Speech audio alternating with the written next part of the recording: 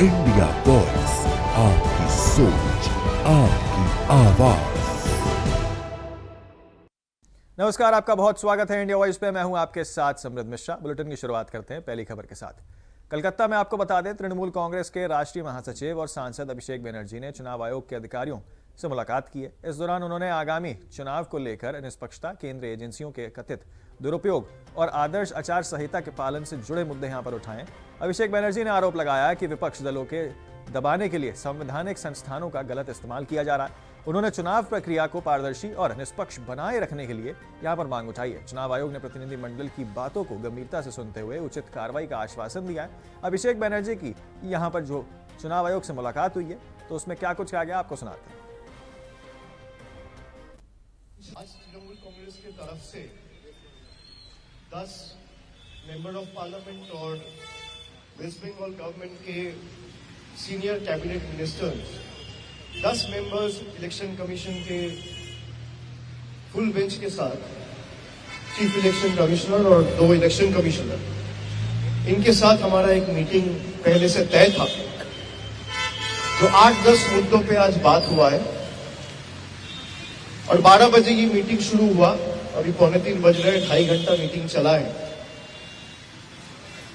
10 मुद्दे पे जो आज हम लोग बात किया है, पिछला बार जब हम लोग आए थे, हमारा पिछला 1 महीना पहले 28 नवंबर को एक 10 लोगों का डेलीगेशन आया था। उसमें 5 सवाल चुनाव आयोग से किया गया था, इलेक्शन कमीशन से किया गया था, जिसका पिछला बार एक भी सवाल का सटीक जवाब नहीं मिला।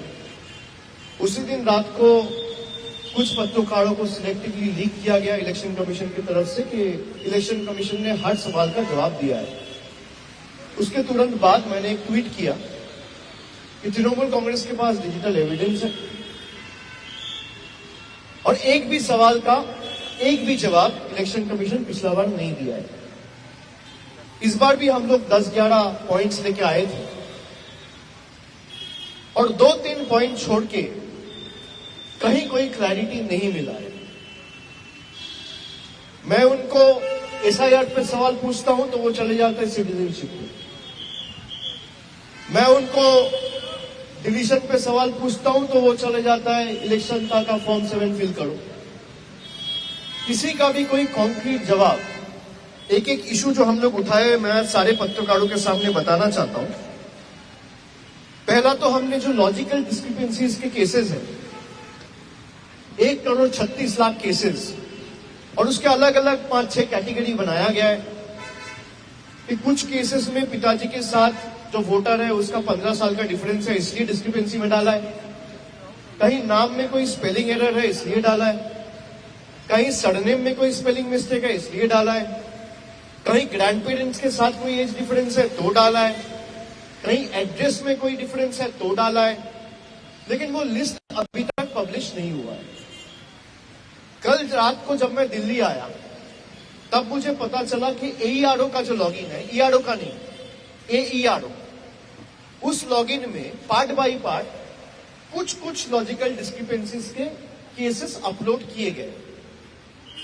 लेकिन उसमें भी जो ऐप के थ्रू अपलोड किया गया, उस ऐप में भी बहुत सारे फ्लॉज हैं, जो आज मैंने मीटिंग में बताया। जैसे ही आप लॉजिकल डिस्क्रिपेंसीज के कोई केस में जाते हैं तो वहां पे 4 ड्रॉप डाउन आते हैं।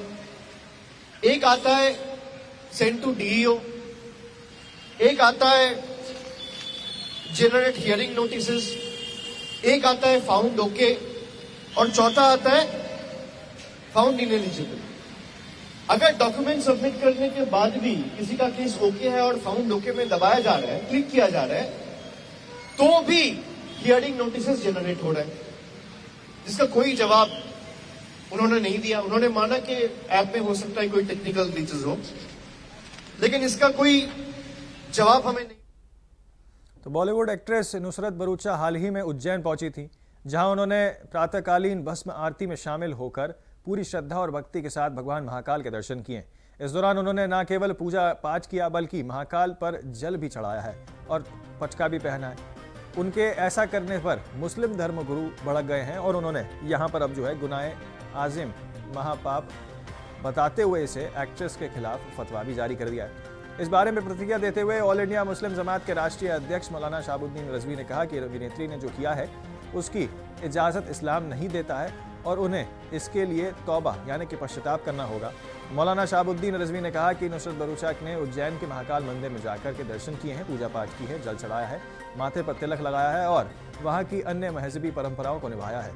इन तमाम चीज़ों की इजाज़त इस्लाम नहीं देता है, उन पर शरीयत हुक्म लगाती है और नुसरत भरूचा तौबा करें। आपको बता दें कि इस्तिग़फ़ार की दुआ पढ़ें, यानी कि अल्लाह से अपने गुनाहों और गलतियों की माफ़ी मांगें और कलमा पढ़ें। उन्होंने इस्लाम के उसूलों के खिलाफ काम किया है, इसलिए वह शरीयत की गिरफ्त में आ गई हैं और वह सख्त गुनाह आजिम यानी कि महापाप की शिकार हो गई हैं, इसलिए उनके लिए तौबा करना ज़रूरी है।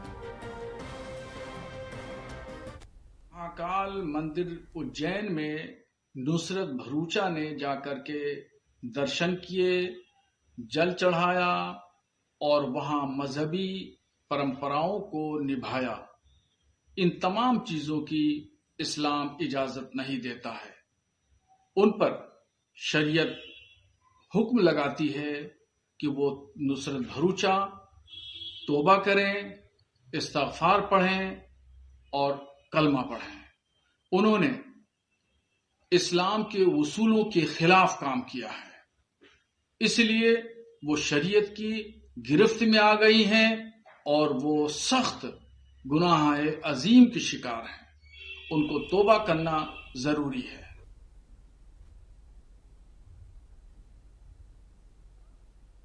उत्तर प्रदेश से लगातार जम्मू कश्मीर तक आपको बता दें, ठंड और कोहरे ने जनजीवन को पूरी तरीके से प्रभावित कर दिया है। यूपी में कोहरे की घनी चादर छाई हुई है, जिससे आपको बता दें विजिबिलिटी बेहद कम हो गई है और सड़क और रेल यातायात पर भी इसका खासा असर देखने को मिल रहा है। ठंड ने प्रचंड रूप ले लिया, जहां सर्द हवाओं और गिरते तापमान ने लोगों के घरों में रहने पर मजबूर कर दिया। वहीं बात करें अगर महाराजगंज, रायबरेली, आगरा, मिर्जापुर, तो इन सभी जिलों में भी ठंड का प्रकोप लगातार बढ़ता जा रहा है। सुबह और रात के समय गलन भरी ठंड से आम जनजीवन को अस्त व्यस्त कर दिया।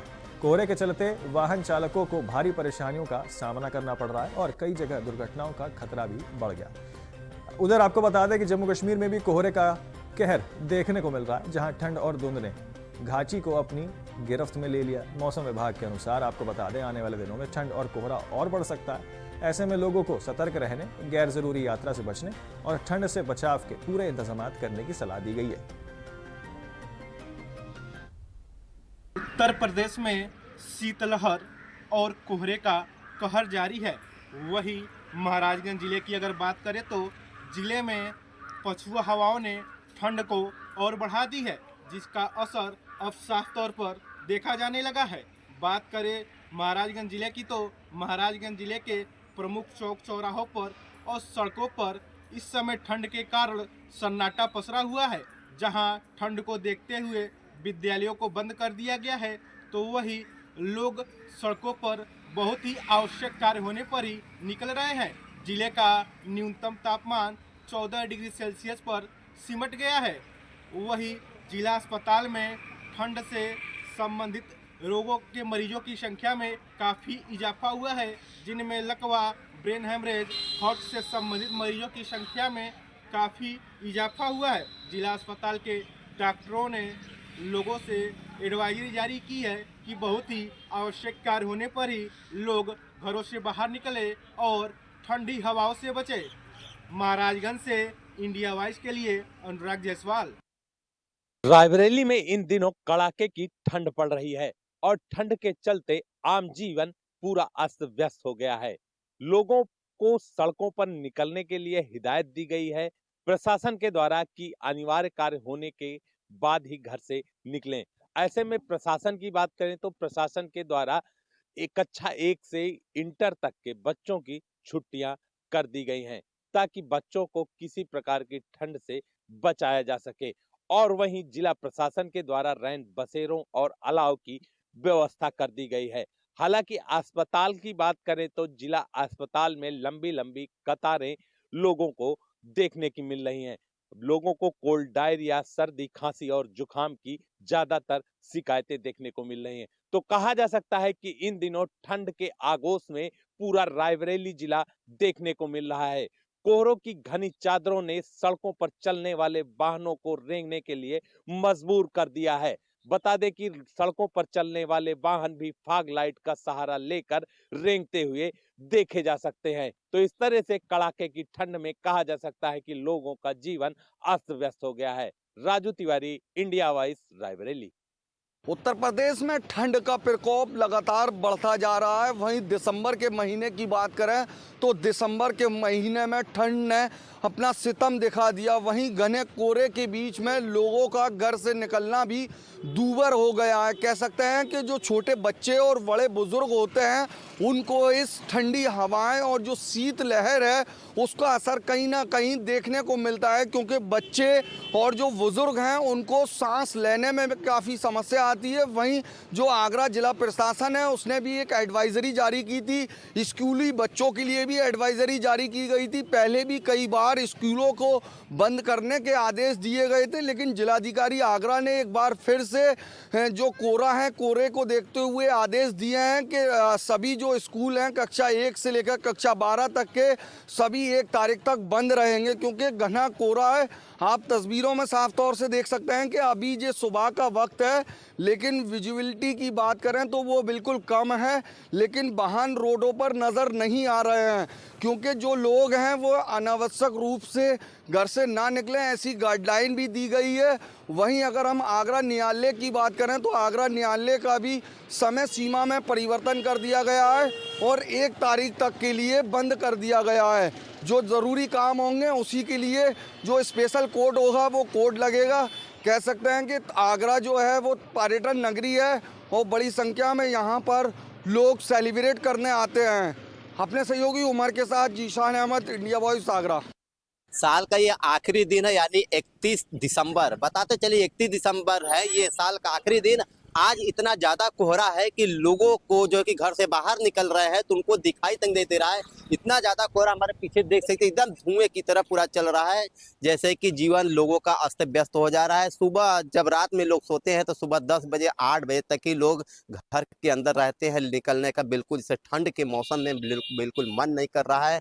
आपको बता दें इतना ज़्यादा कोहरा है कि लोग अलाव का सहारा ले रहे हैं सर्दियों में, क्योंकि रात में कुछ रिमझिम हल्की सी बारिश भी हुई थी, जिससे गलन और शीतलहर यहाँ बढ़ गई है। यहाँ दादाजी बैठे हैं, अभी बात कर लेते हैं इनसे हम कि चाचा क्या नाम है किसका?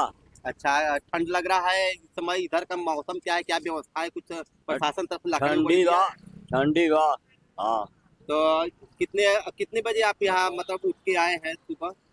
सुबह आए 8:30 बजे। उस समय ठंड कैसा था, कोहरा कैसा था इसमें? कोहरा ज्यादा रहा, ठंड भी रहा। अच्छा, कोई व्यवस्था इधर प्रशासन की गई, लकड़ी उकड़ी की? बस यही लकड़ी का। कितने पढ़ती बेटा? 11th में। 11th स्कूल कितने बजे तक बंद? 2 तारीख तक। ये 2 तारीख तक स्कूल बंद है, तो क्यों बंद किया गया? इतने ज्यादा कोहरे की वजह से हम लोग का स्कूल बंद किया गया। कितने पढ़ते बाबू? 7। कितने बजे स्कूल बंद है आपका? 1 तारीख। ठंड को देखते हुए कि या फिर नए साल के देखते हुए बंद है? ठंड को देखते हुए। इतना ज़्यादा देखिए शीतलहर है कि छोटे बच्चों को भी स्कूल एकदम बंद कर दिया गया है। 2 तारीख तक एकदम प्रशासन का आदेश है। ठंड बढ़ती है और उसके बाद नई गाइडलाइन जो आएगी उसके बाद ऐसे कोहरा रहता रहेगा तो भी नई गाइड आ जाएगी, स्कूल को बंद कर दिया। यहाँ पर चाचा भी देखते हैं। यहाँ चाचा, इसमें ठंड का जो मौसम है पिछले कितने दिनों से चल रहा है? 20 दिन हो गया है। दीदी तो क्या बारिश से इधर हल्की फुल्की हुई है? बारिश अभी नहीं हुई। क्या पता है कि ऐसा जो इधर का माहौल है तो प्रशासन की व्यवस्थाएं कुछ की गई है? बस यही जो लकड़ी उकड़ी गिराते ठंड में गिरा देते हैं। लकड़ियों कहाँ गिरावत है? इतना भी नहीं, एक गिरा देते हैं, उसके बाद व्यवस्था नहीं हो पा रही। ठंड बहुत ज़्यादा पड़ती है और इधर पूरा दिखता नहीं है, सब पूरा इधर से कोहरा, इधर से कोहरा। कोई जा रहा है तो दिखेगा नहीं, कोई जा रहा है पास में। इतने पास घना कोहरा है ना, कोई दिखता नहीं है। देखिए, अभी हमने बात किया है कि लोगों से कि कैसा व्यस्त हो गया है। लोग एकदम हाथ उनके ठिठुर गए, इतने ठंड की वजह से लोग घर के बाहर भी नहीं निकल पा रहे हैं, क्योंकि सर्दी का मौसम है। और बता दें प्रशासन का सीधा आदेश है कि जो भी वाहन चलाएंगे उसकी हेडलाइट और इंडिकेटर ऑन करके ही चलेंगे रास्ते में, क्योंकि घना कोहरा है। घने कोहरे में कोई भी दुर्घटना होने की संभावना ज़्यादा होती है। ऐसे भी मिर्ज़ापुर की प्रशासन जो है जगह जगह चौराहे पर बैरिकेडिंग लगा दी है ताकि जो अचानक से चौराहे पर लोग घुस जाते थे और एक्सीडेंट का शिकार हो जाते हैं तो वो नहीं हो पा रहा है, क्योंकि बैरिकेटिंग कुछ दूर से ही मोड़ा जा रहा है। और हाईवे की बात करें तो हाईवे पर इंटरसेप्टर जो ट्रैफिक पुलिस की गाड़ी है वो दूर से ही लोगों का स्पीड की नियंत्रित करती है। स्पीड जिनकी जो लिमिट से ज़्यादा होती है उन वाहनों का सीधा चालान किया जाता है और फॉग लाइट और उस पर हेडलाइट को चेक किया जाता है कि इसकी हेडलाइट जल रही है या फिर नहीं जल रही है। उस गाड़ी को चेक करने के बाद उन पर कार्रवाई की जाती है, क्योंकि ये इतना घना कोहरा और ठंड है क्योंकि काफ़ी जो एक्सीडेंट के चांस बढ़ जा रहे हैं, खास तौर से हाईवे पर।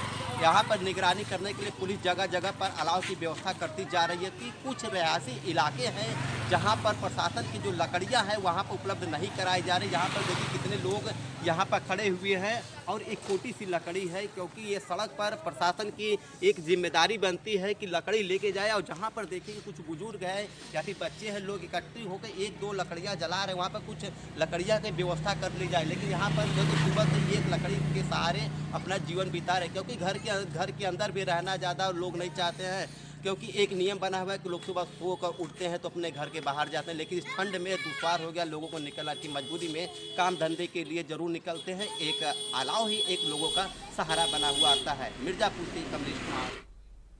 फिलहाल एक बहुत छोटे से ब्रेक के लिए रुक रहे हैं, आप कहना चाहें बने रहें सिर्फ इंडिया वॉइस के साथ। ब्रेक के बाद जो है फिर एक बार आपका स्वागत है। आगे बढ़ते हैं बाकी खबरों की ओर। अयोध्या धाम में श्री रामलला के विराजमान होने की दूसरी वर्षगांठ पर प्रतिष्ठा द्विदिशीय समारोह भव्य रूप से मनाया गया। कार्यक्रम श्री राम जन्मभूमि मंदिर परिसर में आयोजित हुआ, जिसमें देश और देश के कई सारे प्रमुख नेता इसमें शामिल हुए। रक्षा मंत्री राजनाथ सिंह भी इसमें उपस्थित रहे और इन्हीं के साथ उत्तर प्रदेश के मुख्यमंत्री योगी आदित्यनाथ ने अयोध्या पहुंचकर श्री रामलला और हनुमानगढ़ी में विधिवत पूजा तरीके से यहाँ पर पूजा अर्चना की। मां अन्नपूर्णा मंदिर के शिखर पर धर्मध्वज का आरोहण किया है और इसी के साथ आपको बता दें एयरपोर्ट पर सीएम योगी ने रक्षा मंत्री का स्वागत किया। राम दरबार में आरती के बाद श्रद्धालुओं का अभिवादन हुआ। प्रधानमंत्री नरेंद्र मोदी ने भी देश विदेश के राम भक्तों को बधाई दी है। अयोध्या में प्रतिष्ठा द्विदशी का भव्य आयोजन हुआ, इसमें आखिरकार क्या कुछ कहा गया आपको सुना। देवियों सज्जनों, आज का दिन हम सभी के लिए अत्यंत, मैं मानता हूं कि गौरव का क्षण है और वह ऐतिहासिक क्षण जब भगवान श्री रामचंद्र ने स्वयं अवध की धरती पर पुनः अपने भक्तों को दर्शन देने का समय निश्चित किया था, उसके 2 वर्ष पूरे हो गए हैं। और यही वही अयोध्या है, यह वही भूमि है जो वर्षों तक रक्त रंजित रही है, जिसने अपने राम के लिए, अपने राजा के लिए, अपने आराध्य के लिए असहनीय प्रतीक्षा की है, जिसने अपमान सहे, जिसने पीड़ा सही है, लेकिन फिर भी अपनी आस्था को कमजोर नहीं होने दिया, अपनी आस्था को डगमगाने नहीं दिया। आज जब श्री प्रभु राम के आगमन के 2 वर्ष पूर्ण होने पर हम सभी यहां साक्षी बने खड़े हुए हैं, तो यह उन सदियों की प्रतीक्षा के पूर्ण होने का उत्सव है, ऐसा मैं मानता हूं। 2 वर्ष पूर्व पौष शुक्ल पक्ष की द्वादशी को जो प्राण प्रतिष्ठा हुई थी, वह केवल राम लला की मूर्ति की प्राण प्रतिष्ठा नहीं थी, अपितु वह एक लंबे समय के बाद भारत के जनमानस में पुनः हुई आध्यात्मिक प्राण प्रतिष्ठा थी। मेरे बहनों एवं भाइयों, पिछली सरकार ने अयोध्या को लौलुहान करने का कार्य किया था। जिस अयोध्या में कभी संघर्ष नहीं होते थे, उस अयोध्या को लौलुहान करने वाले लोग, उस अयोध्या में जिनके शासन में आतंकी हमले होकर के अयोध्या को लौलुहान करने का प्रयास हुआ था, लेकिन प्रभु की कृपा और बजरंगबली जहां की रक्षा स्वयं कर रहे हो, वहां तो भूत पिशाच से निकट नहीं आवे महावीर जब।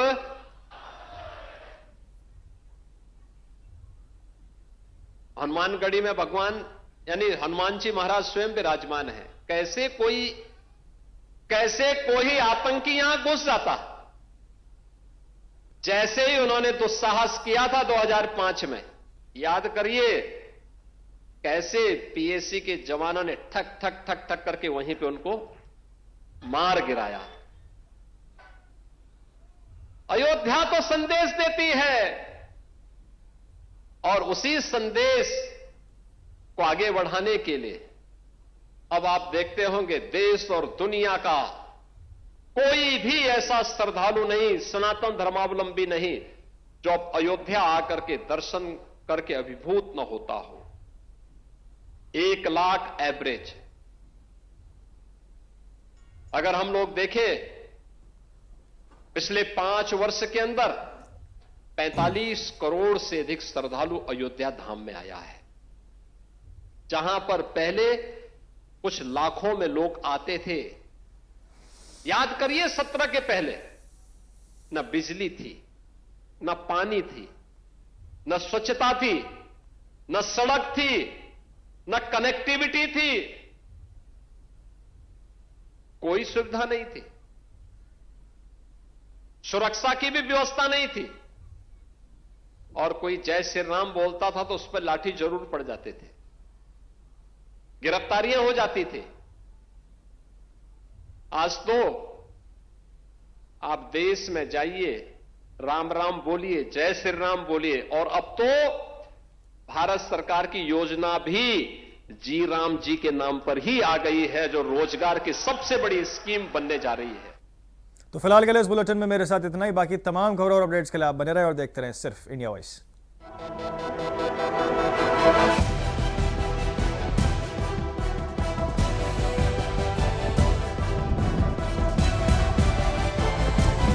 इंडिया वॉइस, आपकी सोच, आपकी आवाज।